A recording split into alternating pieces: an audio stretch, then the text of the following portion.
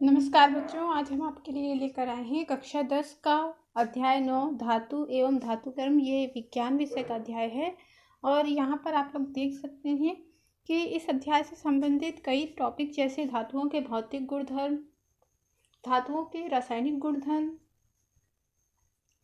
क्रियाशीलता की श्रेणी आदि का अध्ययन हम लोग अपने पिछले वीडियोस में कर चुके हैं।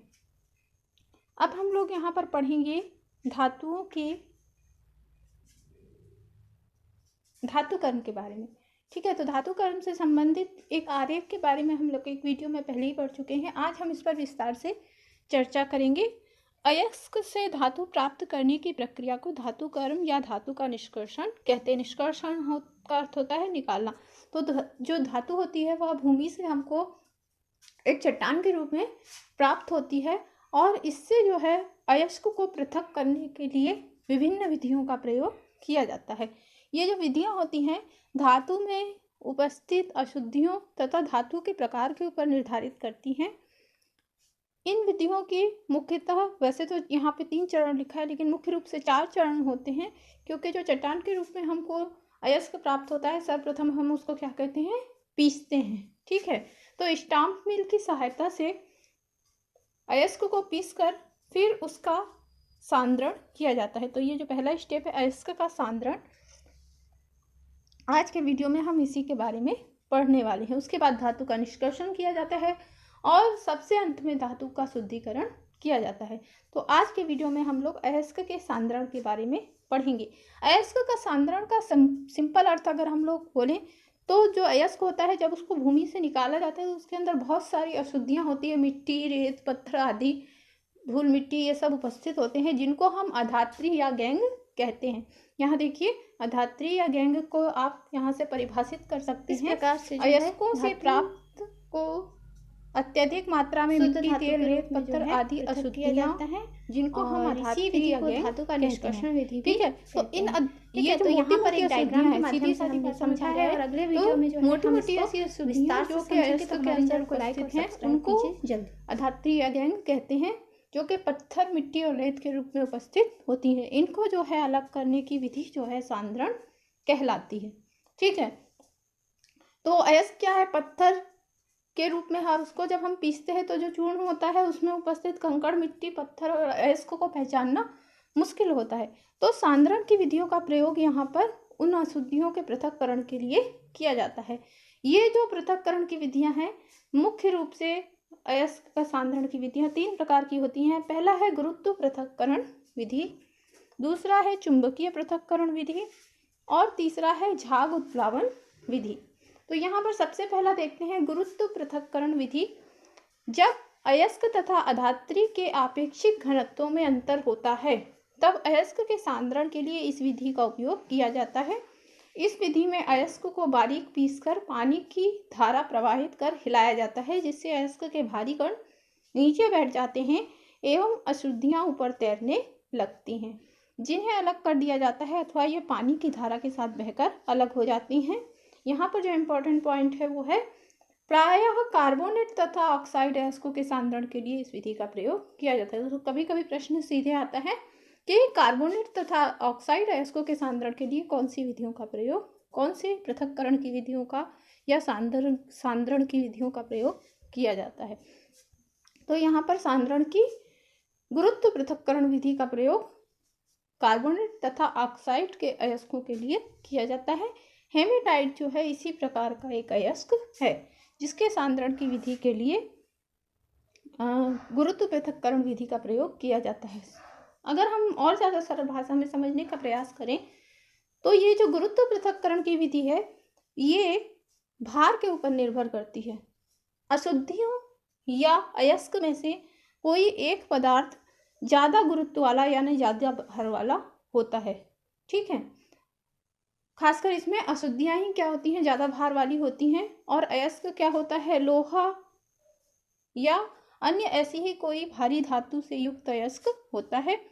जब अयस्क और अशुद्धि के चूर्ण को ऐसे एक ढाल वाले पटले पर डाला जाता है, ये देखिए ढाल वाला पटला है ना, और वो जो पटले की सरफेस है, सतह, वो कुछ टेढ़ी मेढ़ी रहती है तथा ऊपर से तीव्रता से जलधारा को बहाया जाता है। तो जो हल्की अशुद्धियाँ होती हैं वो अपने हल्के भार के कारण यहाँ से बह के जो है नीचे पात्र में एकत्र हो जाती हैं, तथा अधिक घनत्व या अधिक भार वाले जो अयस्क के कण होते हैं वो इस टेढ़े मेढ़े सरफेस में रुक जाते हैं और अपने अधिक भार के कारण आगे बढ़ नहीं पाते हैं।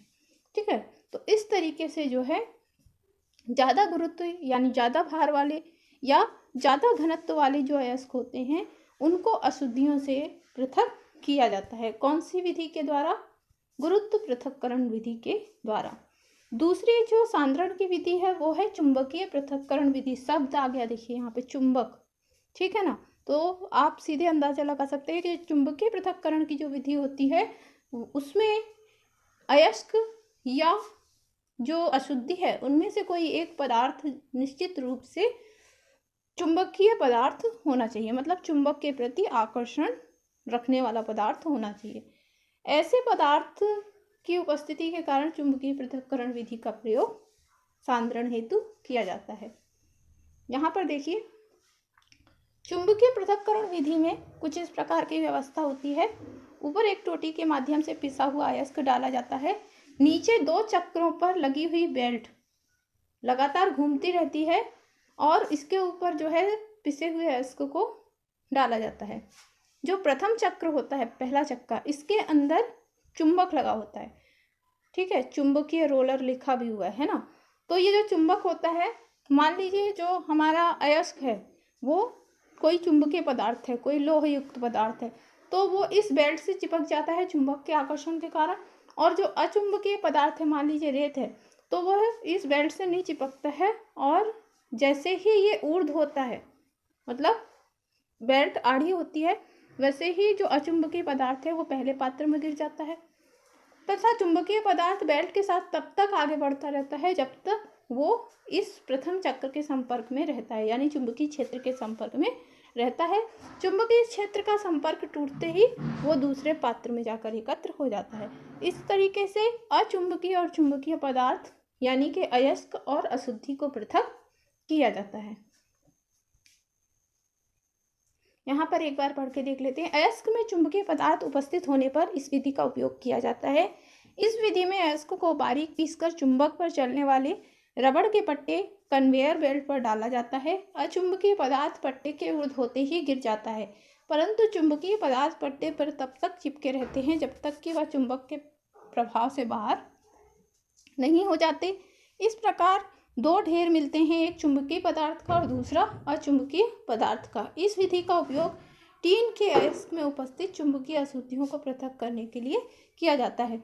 ठीक है, तो जो टीन होता है उसमें कुछ मात्रा में मैग्नेटाइट की अशुद्धियाँ उपस्थित होती हैं टीन का अयस्क में, उसको अलग करने के लिए जो है इस विधि का, चुंबकीय पृथक्करण विधि का प्रयोग किया जाता है।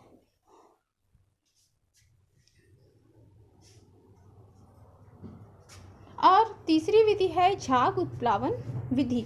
ये जो विधि होती है ये किसी पदार्थ के अपने किसी तरल के साथ में जुड़ने के ऊपर आधारित होती है। यहाँ पे देखिए झाग उत्प्लावन विधि सल्फाइड अयस्क के सांद्रण के लिए इस विधि का उपयोग किया जाता है। इस विधि में बारीक पिसे सल्फाइड अयस्क में पाइन तेल तथा जल मिलाकर उसमें अधिक ताप पर वायु प्रवाहित की जाती है, जिसके कारण झाग उत्पन्न होती है। सल्फाइड अयस्क के कणों पर तेल की एक परत बन जाती है। क्या लिखा है? सल्फाइड अयस्क के सांद्रण के लिए।